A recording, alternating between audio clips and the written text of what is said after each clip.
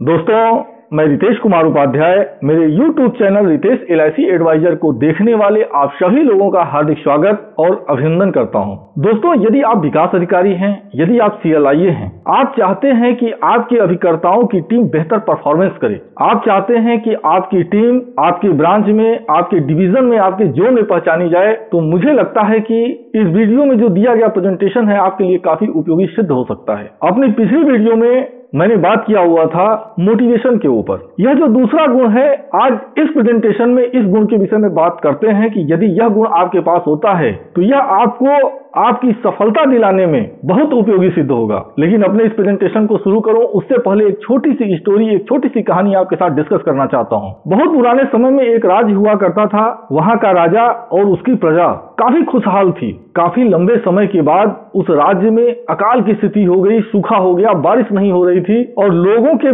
घरों में अनाज के दानों के लिए खोजना पड़ता था। राजा अपनी प्रजा की ऐसी स्थिति को देखकर काफी दुखी हुआ करता था। उसको तकलीफ होती थी कि हम ऐसा क्या करें कि हमारी जो प्रजा है वो खुशहाल हो जाए। जब काफी लंबे समय तक कोई परिवर्तन नहीं हुआ, राजा ने दूर दूर से बड़े बड़े विद्वानों को, बड़े बड़े ज्योतिषाचार्य को बुलाया और उनसे अपने प्रजा की जो समस्या है उसके विषय में बात किया। एक ज्योतिषाचार्य ने राजा से कहा, हे राजन, तुम्हारे राज्य में बारिश होगी, तुम्हारे राज्य की दशा भी बदल जाएगी, लेकिन उसके लिए एक छोटा सा कार्य तुमको करना होगा। राजा ने कहा, वह छोटा सा कार्य क्या है, आप हमें बताएं, मैं उसको जरूर करूंगा जिससे कि हमारी प्रजा की स्थिति बदल जाए। ज्योतिषाचार्य कहते हैं कि हे महाराज, आपके राज्य में जो शिव जी का मंदिर है उस मंदिर में आप यज्ञ करो, पूजा पाठ करो और आपके राज्य के जितने भी किसान हैं वह अपने घरों से थोड़ा थोड़ा गाय का दूध ले आकर शिव जी का स्नान कराएं। ऐसा करते ही आपके राज्य में बारिश होगी और यह अकाल की जो दशा है वह समाप्त हो जाएगी। आपके राज्य में सुख शांति फैल जाएगी। राजा वह दिन वह तारीख तय कर देते हैं और अपने राज्य के सभी किसानों को यह सूचना दे देते हैं कि इस दिन उस राज्य के शिव जी के मंदिर में यज्ञ हवन होगा और उसमें सभी किसानों को अपने घर से थोड़ा थोड़ा दूध ले आकर शिव जी का स्नान कराना होगा। धीरे धीरे वह दिन आ जाता है जिस दिन यज्ञ हवन पूजा पाठ होना तय होता है।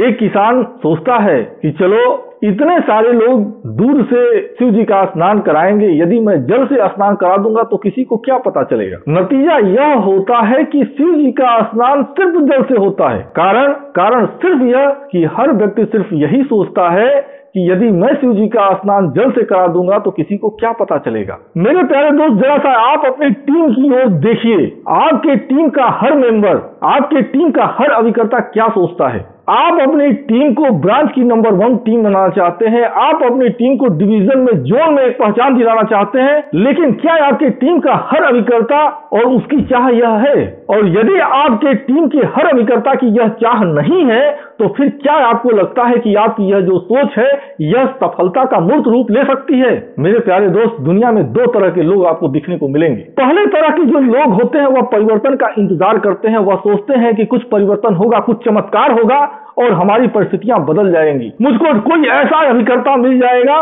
मुझको कुछ ऐसे लोग मिल जाएंगे कि वह मेरे कार्य को बेहतर कर देंगे। लेकिन क्या ऐसा होना संभव है? हो सकता है आपकी टीम में, आपके अभिकर्ताओं के ग्रुप में कुछ 1, 2, 4, 10 ऐसे अभिकर्ता हो जो बेहतर परफॉर्मेंस करने वाले अभिकर्ता हो, लेकिन क्या सिर्फ उसकी वजह से आपकी एक अलग पहचान, आपकी एक अलग छवि आपके ब्रांच, डिवीजन या जोन में हो सकती है? शायद हो सकता है, हो भी। लेकिन इसी जगह कुछ दूसरे तरह के लोग ऐसे भी होते हैं जो परिवर्तन करने के लिए खुद तैयार हो जाते हैं। वो परिवर्तन करने के लिए तैयार हो जाते हैं अपने अभिकर्ताओं के भविष्य को, वो परिवर्तन करने के लिए तैयार हो जाते हैं अपने खुद के भविष्य को। मेरे प्यारे दोस्त, आप खुद के अंदर क्या देखते हैं? क्या आप परिवर्तन होने का इंतजार करते हैं या आप परिवर्तन करने के लिए तैयार होते हैं? और यदि आप परिवर्तन करने के लिए तैयार होते हैं तो क्या आपको लगता है क्या यह परिवर्तन बिना नियमों के, बिना सिद्धांतों के होना संभव है? यदि आपको लगता है संभव है फिर कोई बात नहीं है, आप अपने हिसाब से जैसे कार्य करते हैं वैसे करते रहें। लेकिन यदि आपको लगता है कि नहीं,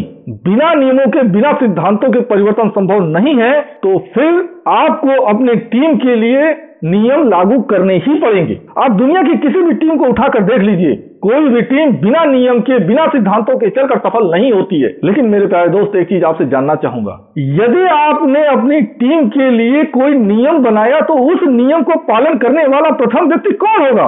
निश्चित रूप से यदि आपने कोई नियम बनाया है तो उस नियम को पालन करने वाला प्रथम व्यक्ति अगर होगा तो वह आप होंगे। क्योंकि यदि आप खुद के नियमों को अगर पालन नहीं करेंगे तो आपके बनाए गए नियमों को दूसरा कोई पालन कैसे कर सकता है? आपने नियम बना दिया कि हर महीने की 15 तारीख को मीटिंग होगी तो फिर मीटिंग होगी। आपको यह कोशिश करनी चाहिए, यदि किसी कारण से, किसी परेशानी से, किसी हेल्थ प्रॉब्लम से या किसी भी वजह से अगर आप मीटिंग को अटेंड नहीं कर पाते हैं तो फिर आप अपने अच्छे अभिकर्ताओं को चुनकर आप उनके हाथों में मीटिंग को हैंडल करने का दायित्व दे सकते हैं। लेकिन मेरे प्यारे दोस्त, जब आप नियमों की संरचना कर रहे हैं, जब नियमों को आप बनाने जा रहे हैं, तो आपको इस चीज को भी सोचना होगा कि आपके अभिकर्ताओं के मन में यह मैसेज जाना चाहिए कि वह जो नियम है, वह जो रूल है, उन रूल को अपनाकर, उन नियमों को अपनाकर उनका जो भविष्य है वह चेंज होने वाला है। और जब आपके अभिकर्ताओं के मन में यह मैसेज चला जाता है, फिर वह आपके नियमों का पालन भी करेंगे और जब वह नियमों का पालन करेंगे, निश्चित रूप से उनकी लाइफ में चेंज होंगे और साथ में आपकी जो सोच है, आपका जो लक्ष्य है वह भी पूरा होगा। एक बार ऐसा सोच कर देखिए, आप अपनी मीटिंग हैंडल कर रहे हो, आप अपनी मीटिंग में बोल रहे हो, आपके मीटिंग में जितने भी अभिकर्ता बैठे हैं, आप उनके सामने एक प्रॉमिस करके देखिए। आप अपने अभिकर्ताओं से कह सकते हैं, मेरी प्रबल इच्छा है, मैं चाहता हूं कि मेरे पास एक 2 व्हीलर लेना चाहता हूं, मैं एक नई 2 व्हीलर लेना चाहता हूं, मैं एक 4 व्हीलर लेना चाहता हूं, मैं फ्रिज लेना चाहता हूं, ऐसा कुछ भी। लेकिन यह 2 व्हीलर या 4 व्हीलर या फ्रिज मेरे लिए तभी उपयोगी होगी या मैं इसको तभी घर लेकर आऊंगा जब मेरे हर एक अभिकर्ता के घर में 2 व्हीलर हो जाए। आपको यह बात छोटी सी लगती होगी, लेकिन आप अपने अभिकर्ता के मनोदशा को सोच कर देखिए। इस तरह का मैसेज जब आपके अभिकर्ता के पास पहुंचता है, वह आपके विषय में क्या सोचेगा? सपोज दैट आपकी टीम में 10 अभिकर्ता हैं, 9 अभिकर्ताओं ने अपने लिए मोटरसाइकिल खरीद ली है, एक अभिकर्ता के पास मोटरसाइकिल नहीं है, वह क्या सोचेगा? एक बार आप जाकर अपने उस अभिकर्ता से कह कर देखें, बेटा तुम इतनी मेहनत करो, इतनी मेहनत करो, मैं तुम्हारे साथ खड़ा हूं, तुम अपनी 2 व्हीलर लेकर आओ, मैं भी 2 व्हीलर लेना चाहता हूं। वह अभिकर्ता क्या ऐसा नहीं सोचेगा कि मेरी वजह से मेरे विकास अधिकारी की 2 व्हीलर रुकी हुई है? एक बार इस चीज को अपना कर देखिए। आप नियम बना सकते हैं कि मैं जब भी अपने अभिकर्ता के साथ किसी क्लाइंट के पास बैठ जाऊंगा, अपने अभिकर्ता को रिबेट नहीं देने दूंगा। मेरी बात हो सकता है थोड़ी सी अटपटी लग रही हो, लेकिन इसको अपना कर देखिए। आप सपोज दैट आप अपने अभिकर्ता के साथ क्लाइंट के सामने बैठे हुए हैं, आपने सारी की सारी पॉलिसी की जानकारी दे दी, सामने बैठा हुआ जो क्लाइंट है उसको पॉलिसी की पूरी जानकारी ले लेने के बाद उसको समझ में आता है कि नहीं, यह जो पॉलिसी है मेरे लिए बेस्ट है। लास्ट में वह अभिकर्ता से कहता है, सर आप एक बात बताओ, इस पॉलिसी में आप मेरे को कितना छूट दोगे? और उस समय आप अपने अभिकर्ता से कहते हैं, बेटा उठो, ऐसी पॉलिसी की जरूरत नहीं है जो तुम्हारी मेहनत को खा जाए, और चिंता मत करना, इस पॉलिसी से तेरे को जितना मिलने वाला था ना, हम दोनों इतनी मेहनत करेंगे कि उससे ज्यादा मैं दिला दूंगा। जरा सा सोचिए, क्या मैसेज आएगा आपके अभिकर्ता के सामने? आपका अभिकर्ता आपके विषय में सोचेगा तो क्या सोचेगा? यदि आप अपनी टीम को सफलता की नई ऊंचाइयां देना चाहते हैं, यदि आप अपने टीम के लिए कोई लक्ष्य निर्धारित करते हैं और वह चाहते हैं कि वह लक्ष्य आपकी टीम पूरा करे, तो आपको नियमों को बनाना पड़ेगा। दोस्तों, आप नियम बना सकते हैं मीटिंग करने का, आप नियम बना सकते हैं कि आपकी मीटिंग में ऐसे अभिकर्ता जिन्होंने बेहतर परफॉर्मेंस किया है, वह मीटिंग को यह बताएं कि उन्होंने किस प्रकार से यह अचीवमेंट हासिल किया है। आप यह नियम बना सकते हैं कि आपकी टीम का कोई ऐसा अभिकर्ता जो सामान्य कार्यकर्ता चला आ रहा था, लेकिन उस महीने उसने बेहतर परफॉर्मेंस किया है, तो उसको आप सम्मानित करके और उसको भी आप इनवाइट कर सकते हैं कि वह अपने अनुभव को, अपने विचारों को दूसरे अभिकर्ताओं के साथ शेयर करे। आप अपने अभिकर्ताओं से पूछ सकते हैं कि वह अपने क्षेत्र में कितना समय कार्य करेगा, किधर कार्य करेगा। और जब कभी इस तरह के नियम आप बनाते हैं, आपको उसको मॉनिटर करना पड़ेगा, आपको देखना पड़ेगा कि वास्तव में वह अभिकर्ता जो वादा कर रहा है वह वादा पूरा कर रहा है या नहीं कर रहा है। अब सपोज दैट आपने कोई नियम बनाया और नियम बनाने के बाद कोई अभिकर्ता उसका पालन नहीं करता है फिर क्या किया जाए। तो यदि कोई नियम का पालन नहीं करता है तो वहां पर फिर दंड विधान की जो प्रथा है उसको आपको अपनाना पड़ेगा। अब दंड विधान का मतलब कोई बहुत बड़ा दंड या कोई बहुत बड़ा पनिशमेंट की बात मैं नहीं कर रहा हूं। उदाहरण के लिए मान लीजिए आपने मीटिंग का टाइम फिक्स किया हुआ है कि अगले महीने की 15 तारीख को शाम के 7 बजे से मीटिंग शुरू होगी। सपोज दैट कोई व्यक्ति 7:15 बजे आपकी मीटिंग में आता है, आप उसको पनिशमेंट दे सकते हैं। आप पनिशमेंट दे सकते हैं कि वह अगले 15 मिनट तक अपने हाथ के अंगूठे को पकड़कर बैठेगा। आप पनिशमेंट दे सकते हैं कि वह अगले 15 मिनट तक मीटिंग को खड़े होकर अटेंड करेगा। इस तरह से कोई छोटा छोटा पनिशमेंट। मान लीजिए कोई रवि नाम का व्यक्ति है, कोई रवि नाम का अभिकर्ता है, वह आपके मीटिंग को या आपके नियमों को फॉलो नहीं करता। आप उससे कह सकते हैं, देखिए रवि, मेरी और तेरी दोस्ती, मेरा और तेरा व्यवहार एक हो। तू मेरा सबसे अच्छा मित्र है, तू मेरा सबसे अच्छा दोस्त है, मैं तेरा सबसे अच्छा शुभचिंतक हूं, वो एक हो, लेकिन व्यवसाय एक हो, बिजनेस एक हो, प्रोफेशन एक हो। अगर तुझे मेरे साथ चलना है तो फिर इन नियमों को पालन करना पड़ेगा। लेकिन यहाँ पर एक समझदारी बरतने की जरूरत है। वह समझदारी क्या है? सबसे पहले यदि कोई नया अभिकर्ता आपसे जुड़ता है और उसके साथ ही अगर आप दंड विधान की प्रथा को अगर आप लागू करते हैं तो मुझे लगता है कि यह आपको नीचे लेकर जाएगा। सबसे पहले उस अभिकर्ता के मन में आपको यह विश्वास दिलाना होगा कि यह जो नियम है, यह जो रूल है, वह उसके हित के लिए है। उसका भविष्य इन नियमों से बदल सकता है। और जब इस तरह का विश्वास आप उसके अंदर डाल देते हैं, उसके बाद ही इस दंड प्रथा का उपयोग आप कर सकते हैं। तो यहाँ पर थोड़ी सी समझदारी बरतने की जरूरत आपको होगी। इसके बाद तीसरा जो महत्वपूर्ण नियम है वह यह है कि आपको हर महीना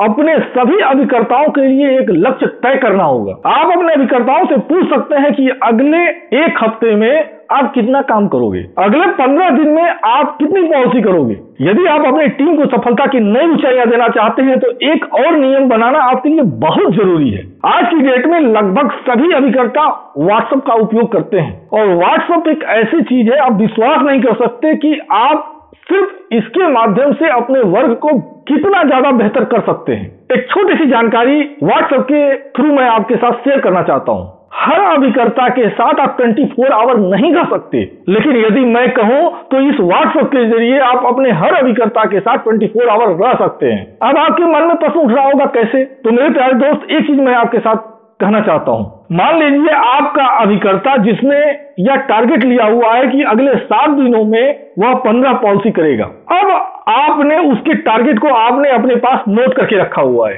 आप उसको व्हाट्सएप के जरिए मैसेज करके सूचना कर सकते हैं। लेकिन उससे ज्यादा जरूरी है कि प्रतिदिन अपने सभी अभिकर्ताओं से फीडबैक लें। आप यह फीडबैक लेने के लिए आप अपने अभिकर्ताओं को बोल सकते हैं कि वह प्रतिदिन जितना काम करता है, जितने लोगों से मिलता है, वह वॉइस मैसेज के जरिए या रिटर्न मैसेज के जरिए वह आपको सूचित करे। आपके अभिकर्ता को पूरे दिन में किसी क्लाइंट के साथ पॉलिसी के डिस्कशन में या जीवन बीमा से संबंधित अगर कोई समस्या होती है तो वह भी वह वॉइस मैसेज या रिटर्न मैसेज के जरिए वह आपको सूचना करे। अब निश्चित रूप से आप अपने सभी अभिकर्ताओं का उत्तर एक साथ तो नहीं दे सकते, लेकिन आपने यह तय कर लिया है कि रात के 7 बजे के बाद आपका अभिकर्ता मैसेज के जरिए आपको सूचित करेगा। अब सुबह जब आप उठते हैं, आपके अभिकर्ताओं के द्वारा जो मैसेज आपको मिला है आप उसको बारी बारी से देख सकते हैं। जहां जरूरत समझ में आती है आप अपने उस अभिकर्ता से संपर्क कर सकते हैं, बात कर सकते हैं।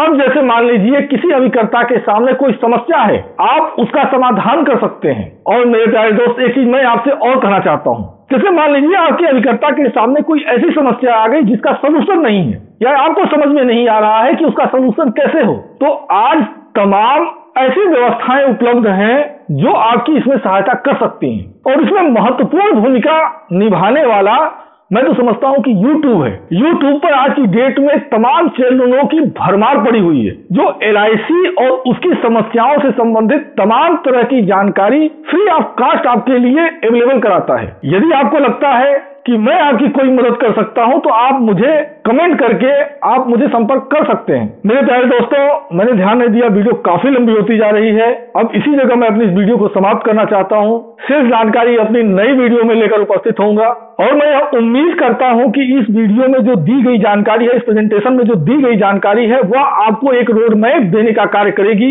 एक फैसला लेने का कार्य करेगी कि आप अपने एजेंटों के करियर को और कैसे बेहतर करें। इसके लिए कुछ सिद्धांत, कुछ नियम आप आसानी से बना सकें। मैं कमेंट के जरिए यह जानना चाहूंगा क्या यह वीडियो में जो दी गई जानकारी है यह आपके अभिकर्ताओं के फ्यूचर को चेंज करने में उपयोगी साबित होगी। इसी के साथ मैं अपनी इस वीडियो को समाप्त करता हूं। आपने कीमती समय दिया, इसके लिए मैं दिल से आपका आभारी हूं। धन्यवाद। Thank you very much.